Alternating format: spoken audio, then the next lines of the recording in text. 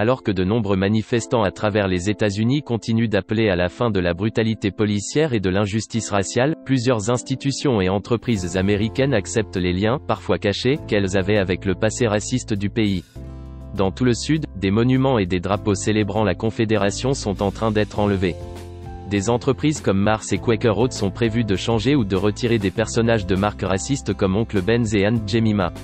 Mais, dans un pays où les Noirs asservis ont joué un rôle si essentiel dans son développement, il est impossible d'éradiquer tous les liens avec cette douloureuse histoire.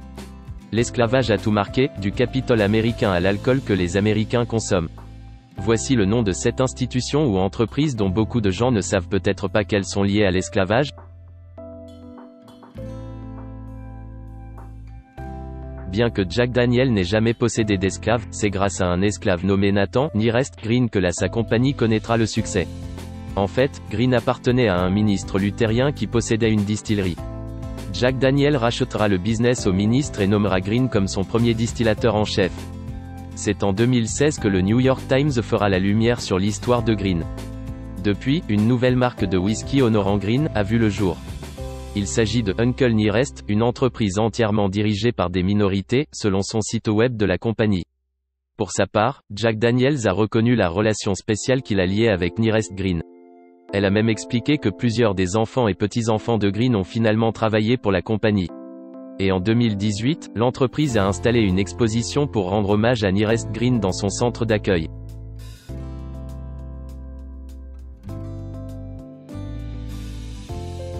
Avant que Wall Street ne devienne la plus grande bourse du monde, l'emplacement a prospéré en tant que marché aux esclaves entre 1711 et 1762. Ce marché aux esclaves n'était rivalisé que par le marché de Charleston, en Caroline du Sud. En 2015, le maire de New York, Bill de Blasio, a commémoré une plaque en l'honneur des esclaves qui ont jeté les bases de Wall Street. À cette occasion, le maire a également déclaré « Cet endroit nous rappelle l'un des pires chapitres de notre histoire. Il y a 300 ans, avec l'approbation du gouvernement de la ville, c'était devenu un lieu d'achat, de vente et de location d'êtres humains. »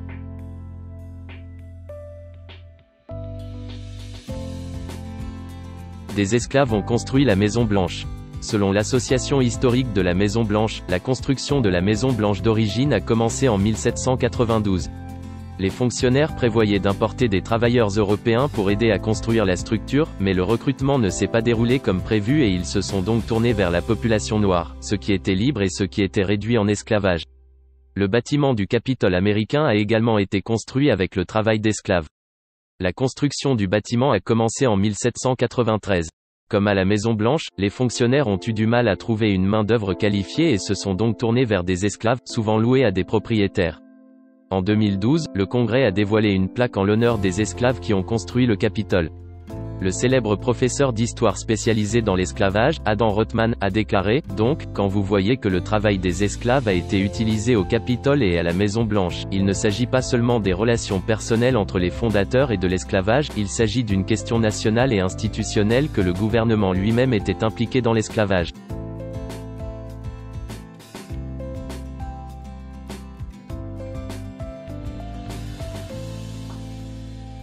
Une polémique a éclaté au sujet du nom de l'université Yale. En effet, le nom de cette université renvoie à Elihu. Yale, un important marchand d'esclaves. Malgré de nombreuses demandes, le président de l'université a déclaré qu'il n'avait pas été envisagé de changer le nom de l'école.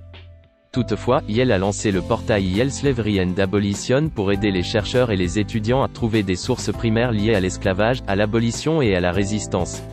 Yale a également retiré le nom de John C. Calhoun d'un de ses instituts. Calhoun était un suprémaciste blanc qui a qualifié l'esclavage de « bien positif ».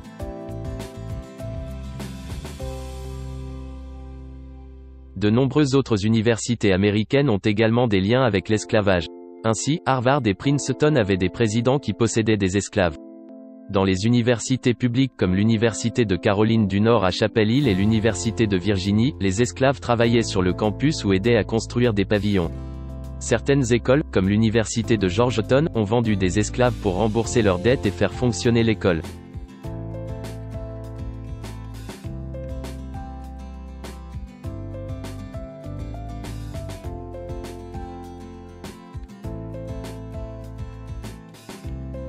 L'une des plus grandes compagnies d'assurance vie des États-Unis a admis que la compagnie qui l'a précédée assurait la vie des esclaves à leurs propriétaires. En 2001, la New York Life a fourni à la bibliothèque publique de New York ses archives contenant des polices d'assurance vendues aux propriétaires d'esclaves. Notre société prédécesseur, Nautilus Insurance, a vendu des polices sur la vie des esclaves entre 1846 et 1848, a déclaré la société sur son site web. Nous avons été ouverts et transparents à propos de cette période brève et regrettable de notre histoire, avec la vente Nautilus de polices d'esclaves couvertes par des comptes rendus et des livres remontant à 1895.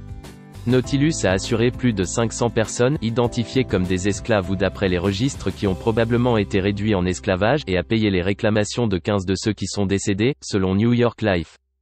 Nous avons clairement indiqué par nos paroles et nos actions pendant de nombreuses années que l'implication dans l'esclavage de la société qui nous a précédés est une tâche dans notre histoire que nous ne pouvons jamais oublier. Nous nous engageons à favoriser une meilleure compréhension de l'esclavage en Amérique et à soutenir la communauté noire, a déclaré New York Life sur son site web.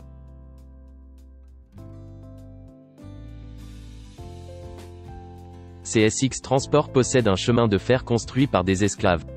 Le Richmond, Fredericksburg et Potomac Railroad en Virginie, acquis par CSX en 2003, possédait et embauchait des Noirs réduits en esclavage de 1834, date à laquelle il a été affrété, jusqu'à la fin de la guerre civile en 1865.